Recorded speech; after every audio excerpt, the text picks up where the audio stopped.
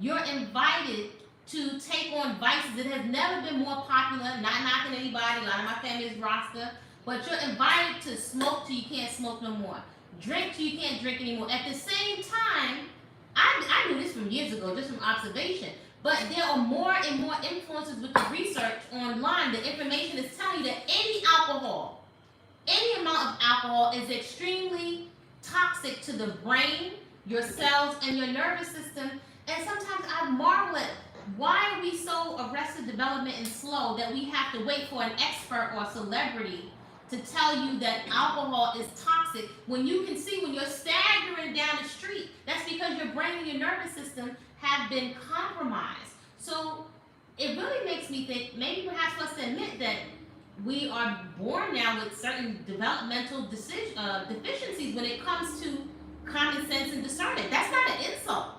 We have delayed processing due to trauma, abuse, and non-nutritious food, aka substances masquerading as nutrition.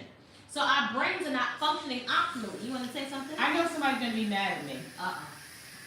Tamiko, put your seatbelts on, lovely. Somebody's gonna be mad at me. I blame it partially. Who's accountable? Rather than blame, who's accountable? The church.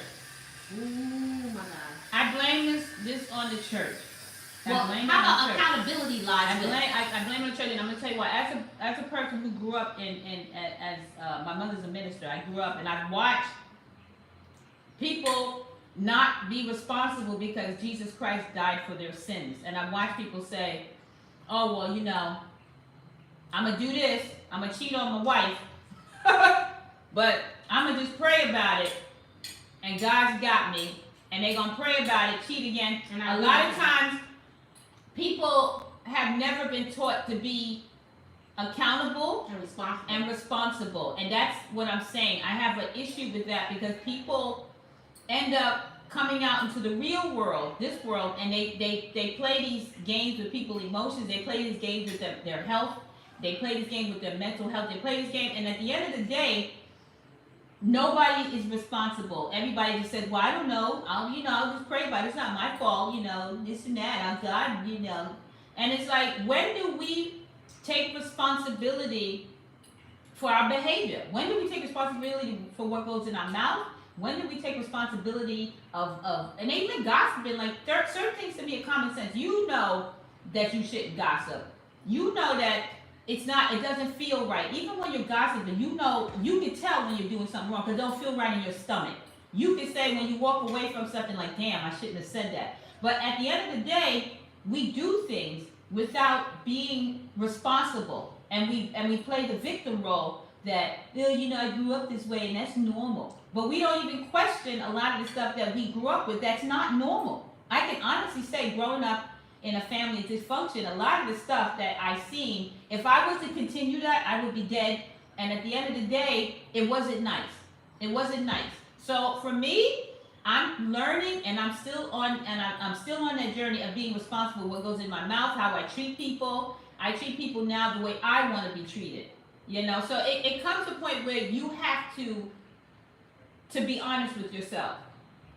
And that's what I'm having a problem with when people say, "Well, I want to lose the weight, but eating healthy is too expensive for me." But you got a BBL, you got hair and nails, you running after some man that's married, you trying to even use your body to get pregnant by him, knowing that he's married, but you're gonna try to do all kind of crazy stuff, and then you're gonna try to justify it. It doesn't make any sense. Help me add up, and you know what I'm talking about because we know people like this. So it's just. It just, like, if you look at the world and how we do things, it makes sense why we're overweight. A lot of us don't want to deal, so we eat our emotions. We sugar. So at the end of the day, how do we fix this? Can I make a comment about the accountability? Mm-hmm. Yes, sister. Go ahead, Lily. As a person that's always growing to be more accountable, what I've learned through my journey is, to be accountable means to be uncomfortable. It means to accept the truth. It means to grow. And as a person that likes to fall back into convenience, you have to accept the truth is hard. To make the changes is hard. To to grow is hard. People don't want to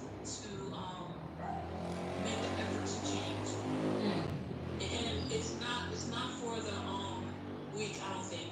To constantly grow is no joke. It's very beneficial. It's very it has a lot of benefits to it. But I'm just saying, like, it's easy to stay the same. It's easier to go back into old habits, but you at the same time, you're literally kind of swimming in your own problems. You're not progressing as a person. You're kind of dying in a way because you're not growing. Woo!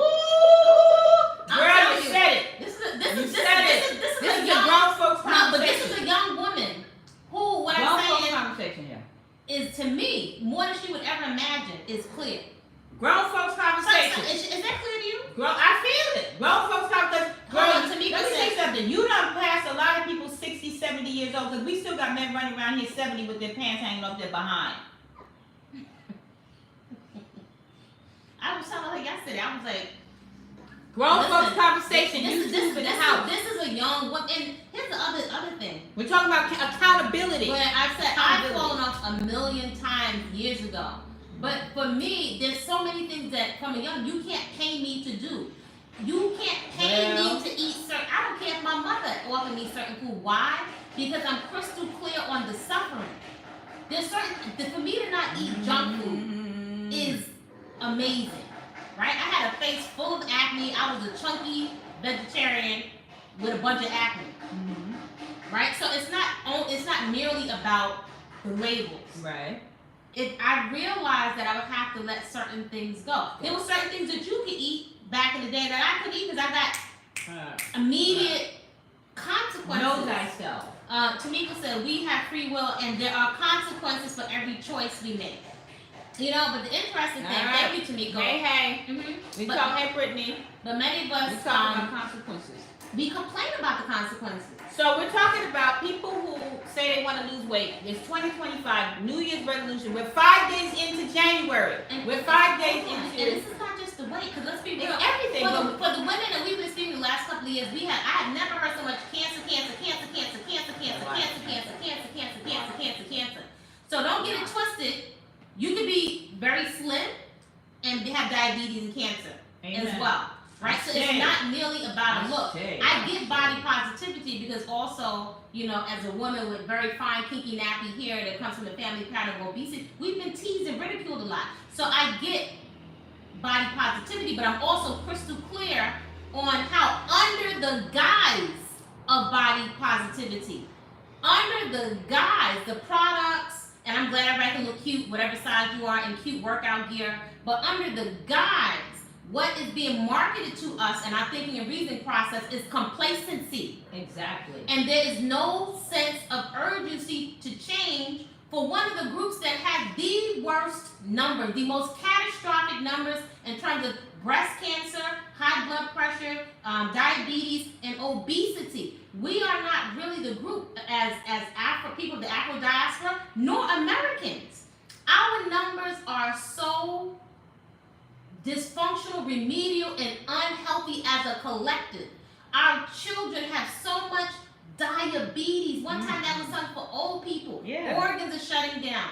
As somebody that's worked in the gym with physical therapy, now you have children going into the physical therapy office with injuries. Colossal. Let me make a distinction. You know we love distinctions. Children are getting non-impact injuries.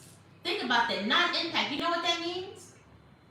They're getting injuries not from the sport that they were doing. They're getting injuries because they're weekend warriors. So maybe they'll go do some play on the weekend. But during the week, they're spending so many hours in front of these screens and the computer games that children's glutes don't work. Their glutes don't fire. Their scapula is off. Their posture's off from playing the games. The brain function is down. Being that parents are both smoking and drinking and eating so much artificial foods, there are high levels of autism and different types of this neurodivergency, but also because we all have different learning differences and intelligences. But now, this is I hate to say, but it's the truth. Well, y'all can let me know respectfully what you think. Our children's brains are being born with deficiencies because of our lifestyle. And I'm going to say, as a woman and as a mother, it's uncomfortable. But I say all the time, children don't buy what? Groceries. Children don't buy groceries. And we want to blame people that look like this. And we want to blame the man, right? But many of us are having children with people that don't demonstrate they want to be parents, are irresponsible. We haven't done any preparation for the humans that we want to bring forth here. There's been no preparations made for their physical safety. There's been no consideration given to them how their brain is going to form. So we're drinking so much alcohol, so much drugs, Coca-Cola. so much recreational drugs, so much stuff that's just recreational. You barely get any leafy greens on the plate. That's one of my biggest things is greens. And then we are online and we are almost celebrating disability. When some of the disability is from what we're eating and having intimate relations with toxic peen and toxic yanni. That's the truth. And when we are that responsible, everybody has a responsibility, right? But we are also responsible for that. Let's get some feedback here. Any thoughts? Share your thoughts. All right, share your thoughts with what's just... Share your thoughts. I know I said a mouthful. Share your thoughts. Sometimes you gotta come up for air. That's where I come. Come up. Let me finish eating my sprouts. Come on up for air. Any thoughts? Any thoughts about what this amazing spirit? And I'm a mother. Just said. Any thoughts about what she said? I have a thought. Go ahead. What Body Culinary said is actually very true. I think a lot of as the resident neurodivergent in her coaching group, I noticed through coaching that a lot of my mental health issues came from vitamin deficiencies from not eating the right types of food. Mm-hmm. And even though the doctors gave me blood work back, they would give me one of the issues that I had was I had a really low vitamin D, and having low vitamin D actually does exacerbate conditions like anxiety and depression, and also being under a lot of stress a lot of the time. As what Kwasa taught me was, I'm going through B vitamins real quickly, and that's something I need for my food. And before I wasn't even getting it from. I wasn't eating the right foods anyway to support my mental health. So, what you said about autism and certain mental health issues showing up in children is also partly due from nutrition, which is true. It's very true, and their environment. Because me growing up in a stressful environment has changed my brain. I'm hypervigilant. I have a lot of things going on, and it has affected the way that I process and how I see the world. So. Nutrition is very important for your brain. So, if you're right when you said that lack of nutrition also is affecting the population. Wow. Thank you again. So you heard Thank you that. so much for your honesty. And I think a lot of times as parents, and professionals, we have the authority, and children don't have and young people don't have a frame of reference yet. But if now grown adults had to go back and had to think, we never questioned, did my parents even prepare for me to come here by what they were eating? Did my parents prepare for me to have a highly functional, a really high functioning brain? Did Tamiko's a teacher. She says, I'm seeing it in the classroom teaching the young ones so many conditions and also looking at what they eat is barely any veggies or fruit included in their consumption. This is a teacher with a master's degree saying that the children, she doesn't see them eating fruits and vegetables. So let me ask you, maybe I just think like my grandma Lou. How can you expect this organ, this is an organ, how do you expect the brain to function optimally if most of what you're eating is flavoring that lasts a few seconds in your mouth, but it is nothing that your cells can recognize? It has energy or fuel, but no nutrition. How could you make good decisions? How can your brain form as a fetus or in your developmental years if you're not eating real food? Somebody tell me today. All right, guys. Answer the question. So, what's that? The fat Muppet. Fat Muppet. Answer that question. The Fat Muppet? Yeah, I don't know what the hell that's about. What kind of name is that? But anyway, Fat Muppet. the Fat Muppet. Tell me, somebody tell me. The Fat Muppet, you seem like you got answers to everything, so answer the question. And you see the difference with this approach? This is not about beating somebody down. This is you doing self-reflection, self-inquiry. So if we all did more self-reflection, self-inquiry, it actually make many of us get quiet, go to our respective corners and do the work. Because there's more than enough work and accountability to go around for everybody. There's more than enough to go around for everybody. Go ahead, Lily. I was gonna say, because of lack of nutrition, I've done things. I made a lot of stupid. Well, it's not a stupid decision. It's more of I made it out of naivety. Because of like dealing with high levels of stress. I was drinking a lot. This is years ago. I was using alcohol to slow down because I have a hyperactive brain. Like I think really fast. I was using alcohol to slow down and to also deal with the stress. I was using food to soothe my emotions instead of processing it.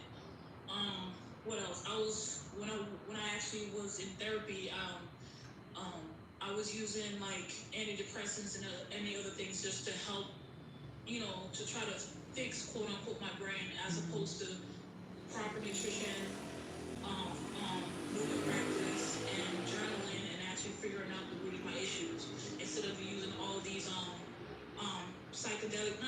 but these drugs that would actually not benefit my brain long term. I actually had a doctor tell me that a particular antidepressant that I was taking is going to cause long term damage to my brain. Now I might actually go into dementia or Alzheimer's a lot sooner than later because it actually works against your brain. It's like a short term fix, but long term you're actually messing your brain up. Sorry, I have chills right now. So I knew that. got off of it after a while. I also noticed that a lot of these antidepressants. I'm not trying to say that people don't take your medication. I get it. But I noticed that while I was on antidepressants and all these other SSIs and all this other stuff, right? It didn't really help me. I felt like it was dulling my brain down. I wasn't feeling my emotions, and the problems that I had before were still there. So the reason why I was having issues because I never actually got to the point of the problem, and for me in particular was that I had to find out what my needs were and how to meet them. And that's constantly changing. That's going back to what you said about growing. Growing means to also learn about yourself and what you need, what your priorities are, what your morals and your values, all that stuff. And it takes time and it takes a lot of effort. And as more I grow, the more I realize I don't need all those drugs. All right. Good. It's unnecessary. I don't need it. Have these operations. I don't need them. Anyway, I'm ranting, but I just wanted to say that little tidbit. I want to say something. I don't know you. I don't know you. This is my first time, but you are crystal clear. You are more clear than doctors that I've communicated with. You could articulate and you could tap into that place, and you could verbally communicate it. Where I deal with people who are professionals that go to Yale that got these fake papers and whatever they went to, and they can't communicate. They only know happy, sad. But you dug, and what I love about you is that you allowed yourself to be vulnerable. See, that's the thing. I gotta tell you, my age group, Generation X, I think because it was beat out of us, we don't allow ourselves to feel. That's the problem. And a lot of us put these titles on. That's why you see a lot of people go get back to college and get degrees because they're hiding. They're putting on superficial because they don't want you to see who they are. They don't even want to know who they are. So for you to come up here and to really put yourself out there like that, you are a perfect candidate for healing because you're allowing yourself to be vulnerable, be transparent, which is the main ingredient of growth and change. So I want to commend you for just really being honest with yourself, which allows other people to speak their truth. So you just want to say thank you because we need more people like you. Because it's funny, I just feel your vibe because a lot of times people will say, because I'm the same way, people will say we're so broken. Like, oh, you shouldn't do that. There's rules of this game. Like, you're supposed to conduct yourself in a certain way. But the stuff that they were giving you medicine for was your gift. They were trying to dull you down, because a lot of times people have a prototype on how to function in society. And if you don't function the way everybody else functions, then there's something wrong with you. And I was that person in the retard. They will put you in the retard class and stuff like that. But I want to say, you are so powerful. You are exactly everything that you are is perfect, and you are what the world needs more of. You don't need no medication to dull your gift, because those are your gifts. And bottom line is that the world is just basic. So don't ever feel, and it took me 58 years to love myself, to see that everything that people were saying about me was a lie. That there's nothing wrong with me. There never was anything wrong with me. People was trying to steal my gifts, and was trying to steal my song, my voice. They were trying to choke my trachea and to shut me up. And I refused to shut up. So a lot of times people say, well, you are just too much. I mean, I'll come on a live and I'll just speak my truth, and I come out and say it the way I say it. Oh my God, I can't believe you said that. Try to make me feel shame for being me, so I gotta be somebody else. Maybe I'm not a lady. Maybe I need to say it like how I'm programmed to say it. I am not part of the program, and I'm proud of it. And if I have to go down and I leave this body, this avatar, at least I lived my life, because a lot of people are lying to themselves and they're not living their truth. So you need to celebrate. You hear what I'm saying? You need to celebrate and thank the Creator that you are an indigo gifted child. Ain't nothing wrong with you. There's something wrong with the world. And they trying to fit you in their program, but they're trying to break you. It's like breaking a horse. It's like slavery with the Willie Lynch syndrome. They're trying to break your spirit. Your ancestors came through you. You have the gift. You're carrying the DNA of the ancestors. You are special. There's nothing wrong with you. You are brilliant. People are trying to dim your light. Let your light shine so you can give other people permission to shine as well. There's nothing wrong with you. Okay? There's nothing wrong with you. Now, Lily, she don't know nothing about you, has never met you or nothing. So you're not even aware of the effect that you have on people. And that what you have to say is I told you, is extremely valuable. It's articulate. You think you're